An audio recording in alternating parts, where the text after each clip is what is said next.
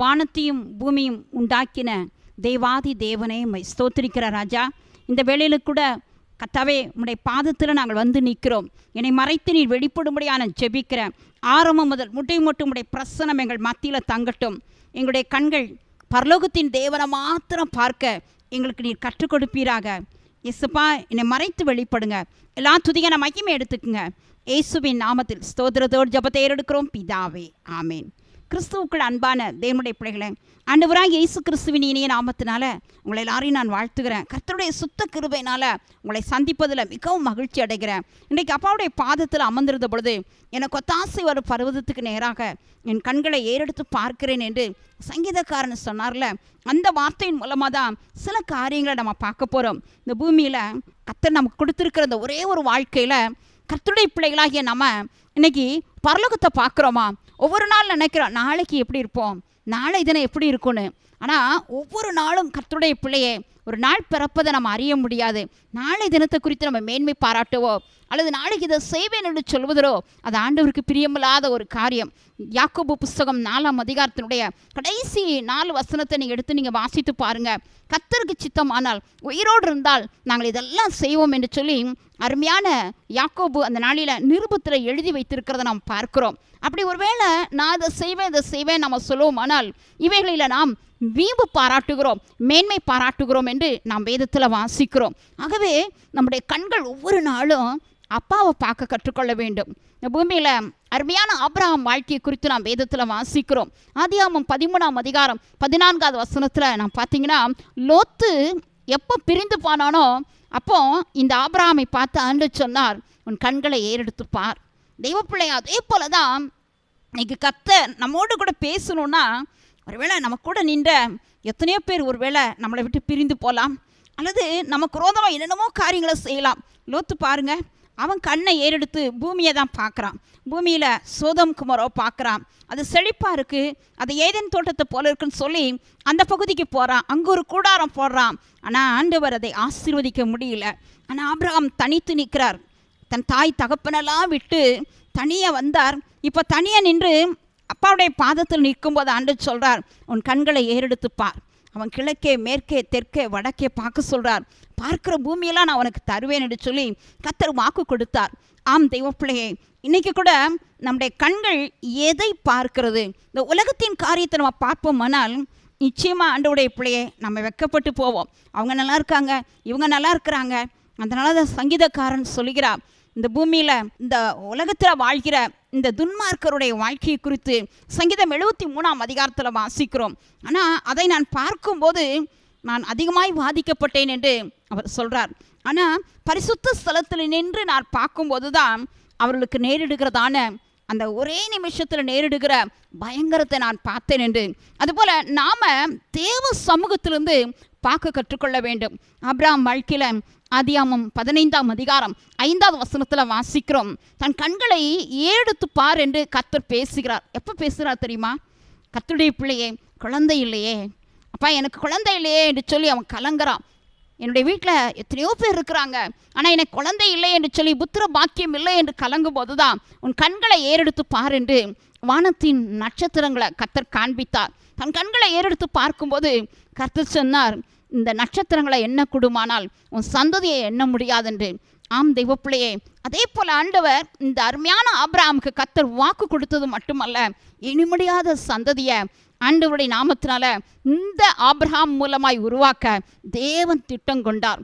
ஆனால் இங்கே திரும்ப நம்ம பைபிளில் வாசிக்கிறோம் 16ஆம் அதிகாரத்தில், அவன் மனைவியின் சத்தத்தை கேட்கும்போது வாக்குத்தத்தமுள்ள சந்ததியை பெற்றெடுக்க முடியல, மாம்சத்துக்குரிய ஒரு சந்ததியை பெற்றெடுக்கிறான். திரும்ப ஆண்டவர் அவனோடு கூட பேசுகிறதை நாம் வேதத்தில் வாசிக்கிறோம். 17ஆம் அதிகாரத்தில் கிட்டத்தட்ட 13 ஆண்டுகளுக்கு பிற்பாடு தேவன் அவரோடு கூட பேசுகிறார். ஆபிரகாமோடு கூட கர்த்தர் நிறைய வாக்குத்தத்தங்களை கொடுத்தது போலவே அவனை நினைத்தருளி அவனோடு கூட திரும்ப பேச ஆசைப்படுகிறார். ஆதியாகமம் 18ஆம் அதிகாரத்தில் தன் கண்களை ஏறெடுத்து பார்க்கிறான். ஒரு மத்தியான வேளையில் நாம் நினைக்கிறோம், ஒரு வேளை கர்த்தர் காலையில் மட்டும்தான் நம்ம அவரை தேடணுமா, காலையில் தேடினா மட்டும்தான் நம்ம பார்க்க முடியுமா? அந்த மதியான நேரத்தில், அந்த உஷ்ணமான நேரத்துலையும் கூட ஆண்டவருடைய அந்த மகிமையை பார்க்கிறார். அந்த அருமையான தேவாதி தேவன் விசேஷமாக அவனுடைய வீடு தேடி வந்து அவனோடு கூட நிறைய காரியங்களை சோதோம் குமாரனுடைய அழிவை குறித்து பேசுகிறத நாம் வேதத்தில் வாசிக்கிறோம். அப்போ நம்ம கண்கள் எப்போதுமே அந்தி சந்தி மத்தியான வேளையில் கூட என் கர்த்தாவே நான் தியானம் பண்ணி முறையிடுகிறேன் என்று தாவீது சொன்னது போல நம்மளால் முடிந்த அளவுக்கு ஜெபத்தில் எவ்வளவு தரித்திருக்கிறோமோ அந்த அளவுக்கு தெய்வ மகிமையை நம் நிச்சயம் பார்க்க முடியும். தெய்வ பிள்ளையை மாயை பாராதபடி என் கண்களை விலக்கி உமது வழிகளில் என்னை உயிர்ப்பியும் என்று சங்கீதம் 119:37 வசனத்தில் வாசிக்கிறோம். ஒருவேளை அந்த உலகத்தின் மாயை நாம் பார்ப்போமானால் ரொம்ப சோர்ந்துருவோங்க. அதனால் நம்முடைய கண்கள் பரலோகத்தை பார்க்க கற்றுக்கொள்ள வேண்டும். கர்த்தருடைய பிள்ளையை பைபிளில் நாம் வாசிக்கிறோம், நம்முடைய கண்கள் இல்லாமல் போகும் பொருளுக்காக உன் கண்களை பறக்க விடுவான் ஏன் என்று சொல்லி நீதிமொழிகள் 23:5 வசனத்தில் வாசிக்கிறோம். சிம்சனுடைய வாழ்க்கையில் அபிஷேகம் பண்ணப்பட்டவன் தான், ஆனால் அவனுடைய கண்கள் தனக்கு பிரியமான பெண் என்று பெலிஸ்தர் தேசத்தை நாடி போகிறான். கடைசியில் அதே பெலிஸ்தர்கள் மூலமாய் கண்கள் ரெண்டையும் இழக்கிறத நாம் வேதத்தில் வாசிக்கிறோம். ஆகவே நம்முடைய ஆவிக்குரிய கண்களும் சரி, நம்முடைய தகப்பனே கர்த்தருடைய பிள்ளைகளாகிய நம்முடைய வாழ்க்கையில் நம்முடைய கண்களும் பரலோகத்தை பார்க்க கற்றுக்கொள்ள வேண்டும். ஒவ்வொரு நாளும் ஒவ்வொரு நிமிஷமும் ஏசப்பாவுடைய பாதத்திலிருந்து தான் எனக்கு உதவி வரும். அவங்க செய்வாங்க இவங்க செய்வாங்கன்னா கர்த்தருடைய பிள்ளையை நம்ம கால்களின் கீழே குழி வெட்டப்படும். ஆகவே நம்ம நம்முடைய வாழ்க்கையை குறித்து ரொம்ப ஜாக்கிரதையாக இருக்க வேண்டும். கர்த்தருடைய பிள்ளைகளாகிய நாம் முதலாவது பரலோகத்துக்கு நேராய் நம்முடைய கண்களை ஏறெடுத்து பார்க்க கற்றுக்கொள்ள வேண்டும். அன்றைக்கி இஸ்ரவேல் ஜனங்களை கர்த்தர் குறிப்பாக எகிப்திலிருந்து வெளியே கொண்டு வந்துட்டார். பஸ்கா ஆட்டுக்குட்டியின் மூலமாக நம்ம யாத்திராமம் 14 வாசிக்கிறோம். கொஞ்ச தூரம் வராங்க எகிப்தை விட்டு. ஆனால் பின்னாடி பார்வோன் அந்த எகிப்தில் இருக்கிறதான அந்த தன்னுடைய ஜனங்கள் அடிமையாக இருந்த அந்த ஜனங்கள் போயிட்டாங்களேன்னு சொல்லி அத்தனை சேனைகளையும் திரட்டி கொண்டு வந்து இந்த இஸ்ரவேல் ஜனங்களை அடிமை கொள்வதற்காய் ஓடி வருகிறான். ஆனால் தேவன் அவருடைய வார்த்தையை கொடுத்துட்டார். ஆட்டுக்குட்டியின் ரத்தத்தின் மூலமாக அவளுக்கு விடுதலையை கொடுத்துட்டார். ஆனால் திரும்ப அடிமைத்தனத்துக்குள்ளாய் கொண்டு போக பொல்லாத பார்வோன் வருகிறான். ஆனால் அவனுடைய கண்கள் பின்னார பார்க்குது. அந்த சேனையெல்லாம் வருதே, பயப்படுறாங்க. ஆனால் அப்பா சொல்கிறார், நீ அங்கெங்கெல்லாம் பார்க்காத, உனக்கு முன்னாடி இருக்கிற பெரிய செங்கடலை நீயே பிளந்து போடு. கர்த்தருடைய பிள்ளையே, இந்த மோசே கூட கர்த்தருடைய வார்த்தைக்கு கீழ்ப்படிந்து அந்த கடலை பிளக்கிறதை நாம் வேதத்தில் வாசிக்கிறோம். தேவ ஜனங்களை கர்த்தர் பத்திரமாக அக்கறையில் கொண்டு வந்து கர்த்தர் விடுகிறதை நாம் வேதத்தில் வாசிக்கிறோம். இன்று பார்த்த எகிப்தியரை இனிமே நீங்கள் பார்ப்பதில்லை என்று சொல்லி கர்த்தர் அந்த செங்கடலில் அவங்கள அழித்து போடுகிறதை நாம் வேதத்தில் வாசிக்கிறோம். தேவ ஜனமே, நமக்கு முன்னாடி பின்னாடி எத்தனையோ போராட்டம் இருக்கலாம், ஆனால் நம் கண்கள் பரலோகத்தை பார்க்க கற்றுக்கொள்ள வேண்டும். மாயை பாராதபடி அப்பா உம்முடைய வார்த்தைக்கு கீழ்ப்படி எனக்கு பலன் தாங்க நீங்கள் சொல்லுங்கள். பொய்யான மாயை பின்பற்றுகிறவர்கள் தங்களுக்கு வரும் கிருபையை போக்கடிக்கிறார்கள் என்று நாம் வேதத்தில் வாசிக்கிறோம். நம் கண்கள் யாரை பார்க்குது? இயேசுப்பாவை பார்க்குறோமா? நமக்கு கொடுக்கப்பட்ட ஒரே ஒரு வாழ்க்கை, இந்த ஒரு வாழ்க்கையில் இயேசுவை பார்க்க நம்ம கற்றுக்கொள்வோமானால் ஆசீர்வாதத்தை நம்ம நிச்சயம் பெற்றுக்கொள்ள முடியும். இயேசு கிறிஸ்துவும் கல்வாரி சிலுவையில் பிதாவை மாத்திரம் பார்த்து அந்த சிலுவையில் அறையப்பட்டவராக அந்த பாடுகளை சகிக்கும்போது அவரை பார்த்து சொல்கிறாங்க, நீர் இஸ்ரவேலின் ராஜாவானால் நீ நீயே ரட்சிக்க திராணி இல்லை என்று சொல்லும் பொழுது சிலுவை விட்டு உடனே இறங்கி வரல. காது சத்தத்தை கேட்குது, ஆனால் கண்ணும் பிதாவுனுடைய அந்த சமூகத்தை மாத்திரம் பார்க்கிறதை நாம் வேதத்தில் வாசிக்கிறோம். 3 மணி நேரம் ஆண்டவருடைய பிள்ளை 6வது மணிலேருந்து 9வது மணி நேரம் வரையிலும் இயேசு அமைதலாக இருந்தார். அந்தகாரம் மூடப்பட்டது, ஒன்று சொல்லலை.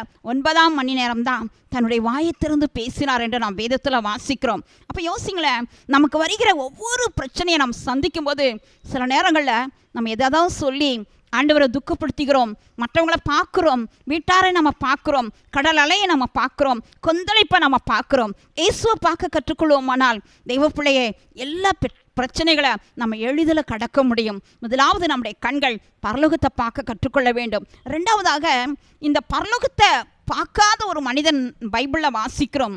தானியேல் 4ஆம் அதிகாரத்தில் நேபுகாத் நேச்சார் அவன் என்ன செய்கிறான்? நான் கட்டின மகா பாபிலோன் அல்லவா என்று சொன்ன உடனே அவன் கண்கள் பாபிலோனை பார்த்துச்சு, அந்த அரண்மனையை பார்த்துச்சு.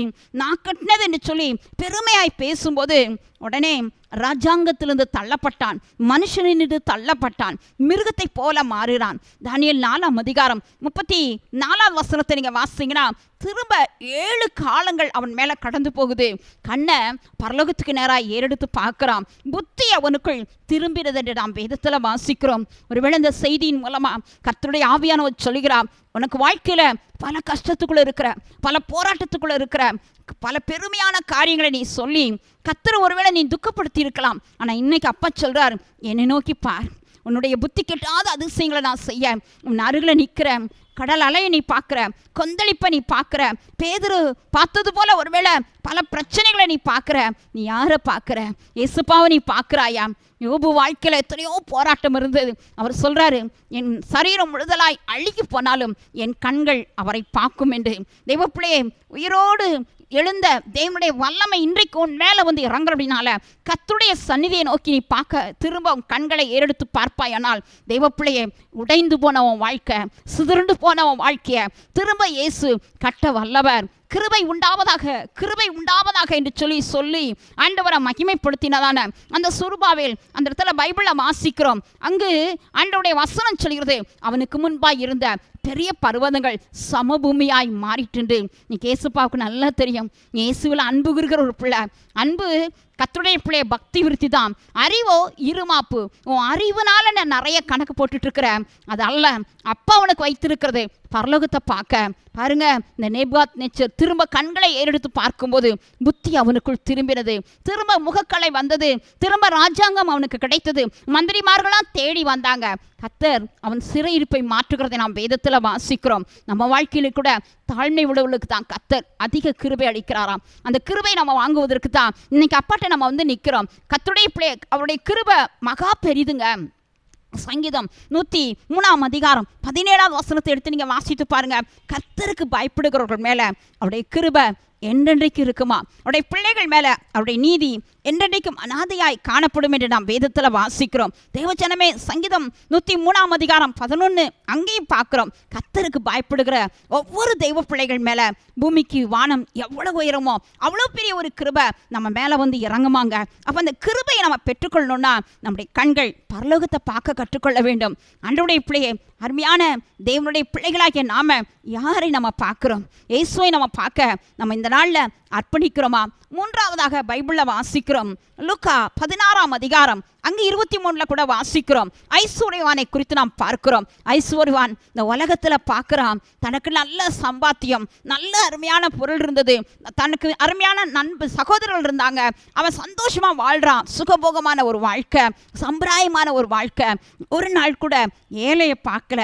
ஏழைக்கு தன்னுடைய கண்களை விளக்கிறவன், அவன் மேலே அநேக சாபங்கள் வரும்னு பைபிளில் வாசிக்கிறோம். அநேக நேரங்களில் பல சிறுமையானவர்களை நம்ம பார்க்கல, எளிமையானவர்களை பார்க்கல, வியாதியஸ்தர்களை நம்ம போய் பார்க்கல, கர்த்தருடைய பிள்ளையை மற்றவங்களுக்கு உதவி செய்யல. அன்னைக்கு இந்த பூமியில் இருக்கிற காலத்தில் இந்த ஐஸ்வர்யவான் இதெல்லாம் செய்யாதனால நரகத்தில் போய் வேதனைப்படும் பொழுது அப்போதான் அவன் கண்களை ஏறெடுத்து பார்க்கிறான், லாசருவை பார்க்குறான், ஆபிரகாம் மடியில் தேற்றப்படுகிறத அவன் பார்க்கிறான். கர்த்தருடைய பிள்ளையே, ஒருவேளை இந்த பூமியில் நீ கர்த்தருடைய சந்நிதி நோக்கி நீ பார்க்காவிட்டால் கடைசி கர்த்தருடைய பிள்ளை நியாயத்தீர்ப்பு ஒன்று உண்டு, நரகம் உண்டு. தெய்வப்பிள்ளையே, அங்கே போய் நீ அழுதாலும் உன்னை விடுவிக்க யாராலும் முடியாது. அந்த ஐஸ்வர்யான் கேட்குறான், அந்த லாசரு கையில் ஒரே ஒரு சொட்டு தண்ணீர் ஆகிலும் நாம குளிர பண்ண இல்லைங்க, எரி நரகம், அக்கினி கடல் என்று நம்ம பைபிளில் வாசிக்கிறோம். அழிந்து போகிற கர்த்தருடைய பிள்ளையே, இந்த பூமிக்குரிய காரியத்தை நீ பார்க்காத. அந்த நாளில் இருந்த பரிசுத்தவான்கள் அத்தனை பேரும் அவங்களுக்கு பூமி பாத்திரமாக இருக்கலையா, பூமிக்குரிய சிந்தை நமக்குள்ளே இருக்கக்கூடாது.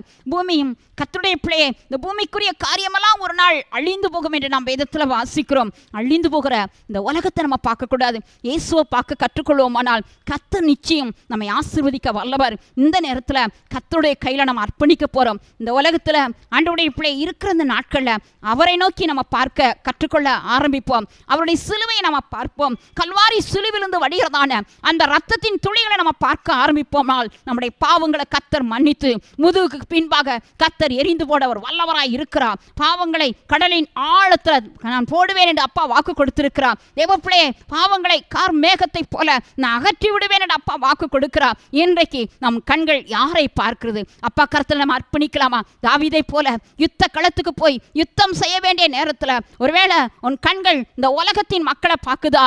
தேவப்பிள்ளையே, அவன் கண்கள் அந்த நாளில் பட்சேபாலை பார்த்து பாவம் செய்கிறான். இன்னைக்கு உன்னுடைய கண்கள் எங்கு உலாவிட்டு இருக்கிறது? எந்த இடத்தை நோக்கி பார்க்கிற? உலகத்தை நீ பார்க்காத. வேறு பிரிக்கப்பட்ட தேவப்பிள்ளை, உன் கண்களில் இன்றைக்கு பிரதிஷ்டை செய். கர்த்தர் கையில் உன் வாழ்க்கை அர்ப்பணிப்பாயானால் உன் வாழ்க்கை ஆசீர்வதிக்கப்படும். இன்றைக்கு கண்களை மூடி ஏசப்பாவை நோக்கி பார்க்க போறோம். நமக்கு கிடைத்திருக்கிற இந்த தருணத்தை ஒரு நாளும் விசேஷமாய் ஆண்டவருடைய பிள்ளையை நம்ம பிரயோஜனப்படுத்த வேண்டுமே தவிர அந்த தருணங்களை அற்பமாய் எண்ணக்கூடாது. கர்த்தர் நம் மத்தியில் நின்று கொண்டிருக்கிறார். நம் நடுவில் அவர் உலாவிக் கொண்டிருக்கிறார். தேவப்பிள்ளையே, என் நாமத்தினால் எங்க 2 பேர் கூடியிருக்கிறீர்களோ அவர்கள் மத்தியில் நான் இருப்பேன்னு சொன்னார்லவா, நம் மத்தியில் தேவன் இன்றைக்கு வெளிப்பட்டிருக்கிறார். ஒப்பு கொடுக்கலாமா? எங்களை நேசிக்கும் அன்பின் இயேசுப்பா, இந்த ஆசீர்வாதமான அருமையான தகப்பனே நாளில உம்முடைய வேத வசனங்களை பகிர்ந்து கொள்ள கர்த்தர் கொடுத்த இந்த தருணத்துக்காய் ஸ்தோத்திரம். இயேசுப்பா, நீர் எங்கள் மத்தியில் இருக்கிறீர். அப்பா, அன்றைக்கு சாத்ராக், மேஷாக், யாபேத்நேகோ ஆண்டவரே 3 பேரும் அந்த அக்னி ஜுவாலையை ஆண்டவரை பார்த்து பயப்படல. அந்த அக்னி ஜுவாலைக்கு தங்கள் வாழ்க்கையை அர்ப்பணித்தாங்க. ராஜா விடுவித்தாலும், கர்த்தர் எங்களை விடுவித்தாலும் விடுவிக்காமல் போனாலும் அப்பா ராஜாவின் கட்டளை நாங்கள் தள்ளுவோம் என்று ராஜாதி ராஜாவுக்கு அவர்கள் கீழ்ப்படிந்தபடினால அப்பா அக்னி ஜுவாலை நடுவில் தகப்பனே 4வது நபராய் நீர் அவர்களோடு நீர் உலாவினீர் அல்லவா? இன்றைக்கும் பாடுகள் மத்தியில, போராட்டங்கள் மத்தியில, அப்பா பலவீன படுக்கையின் மத்தியில, ஒரு பயத்தின் ஆவியின் நடுவில் பிள்ளைகள் கர்த்தாவே இன்றைக்கு தத்தளித்த இருதயத்தோடு இந்த வார்த்தையை கேட்டுக்கொண்டிருக்கிற பிள்ளைகள் இன்றைக்கு பரலோகத்தை பார்க்கும் இந்த நேரத்தில் பரத்திலிருந்து அவர்கள் வருகிற எல்லா ஒத்தாசைக்காய் ஸ்தோத்திரம். எஜமானனே, உம்முடைய கையை அல்லவா ஆண்டவரே வேலைக்காரலாகிய நாங்கள் இன்றைக்கு பார்க்கிறோம். அறுப்பு மிகுதி, வேலையாட்களோ கொஞ்சம் என்று சொன்ன அந்த வசனத்தின்படி அப்பா அறுப்புக்கு எஜமானாகிய நீர் இந்த வேளையில் கூட உம்முடைய வேலைக்காரர்ல தட்டி எழுப்புவீராக. சோர்ந்து போன நிலைமையில யோனாவை போல ஆண்டவரே தகப்பனே உமக்கு கர்த்தாவே கீழ்ப்படிய முடியாதபடி ஆண்டவரே கர்த்தருடைய திட்டத்துக்கு விரோதமாய் போய் கொண்டிருக்கிற பிள்ளைகளை கர்த்தர் இந்த நாளில் தொடுவீராக. உமது வேத வசனம் ஒவ்வொரு தேவ பிள்ளைகள் வாழ்க்கையிலும் கூட வெளிப்படும்படியாக நாங்கள் செபிக்கிறோம். அப்பா சேஷமா எங்களுடைய கண்கள் பரலோகத்தை பார்க்க எங்களுக்கு நீர் கற்றுக் கொடுப்பதற்காய் ஸ்தோத்திர ராஜா. எங்களுக்கு முன்பாய் இருக்கிற ஓட்டத்தில் நாங்கள் பொறுமையோடு ஓட ஏசப்பா உமை மாத்திரம் பார்க்க எங்களுக்கு கிருபை தாங்க.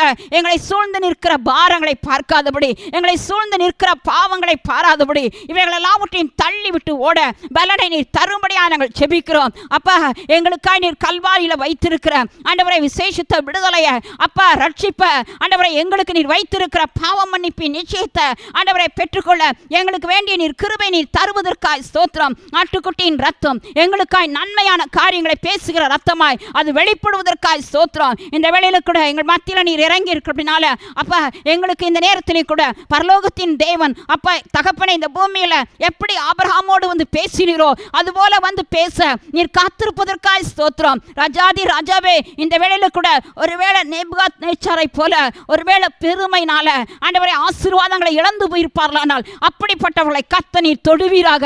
தகப்பனே, அப்படி அந்த நாளில கர்த்தாவே நேபுகாத்நேச்சாருக்கு திரும்ப புத்தி வந்தது போல பிள்ளைகளுடைய வாழ்க்கையில புத்தி தெளிந்து அப்பாவுடைய பாதத்தில் உட்காரக்கூடிய ஒரு கிருபையை இந்த நாளிலே நீர் கட்டிடுவதற்காய் ஸ்தோத்திர ராஜா. நன்றி தகப்பனே. அல்லேலூயா.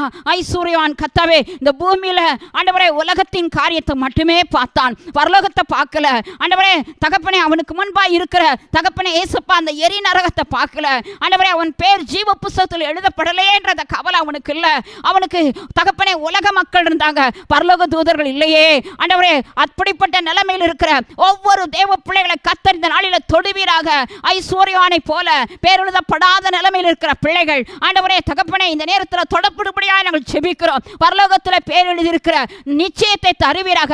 பரலோகத்தின் தூதர்களை கர்த்தாவே ஒவ்வொரு தேவ பிள்ளைகளுக்கு பணிபுடைய ஆவிகளை அனுப்புகிறத பிள்ளைகள் பார்க்கட்டும். துன்மார்க்கருக்கு நேரிடும் ஆபத்தை உன் கண்ணால மாத்திரம் பார்ப்பாய், அது உன்னை அணுகுவதில்லை என்று சொன்னீர்லவா? ஆமாப்பா, இனி தீங்கை காணாதிருப்பாய் என்று சொன்னீர்லவா? அந்த வார்த்தையின்படி பிள்ளைகள் எல்லையில வந்து தீங்கு துக்கப்படுத்தாதபடி, தீங்கு அந்த எல்லைகளுக்குள் வராதபடி பிள்ளைகளை நீர் வேறு பிரிப்பதற்காய் ஸ்தோத்திரம். யோபு போல ஆண்டவரே தகப்பனை துன்பத்தை சஞ்சலத்தை கண்ட பிள்ளைகள் வாழ்க்கையில திரும்ப அவருடைய சிறையிருப்பு மாறி இரட்டிப்பாய் பிள்ளைகளை ஆசீர்வதிக்கிறத பிள்ளைகள் காணட்டும். எல்லா துதிக நம்ம மகிமை எடுத்துக்கங்க. இயேசுவின் நாமத்தில் ஸ்தோத்திரத்தோடு ஜெபத்தை எடுக்கிறோம் பிதாவே. ஆமேன், ஆமேன், ஆமென்.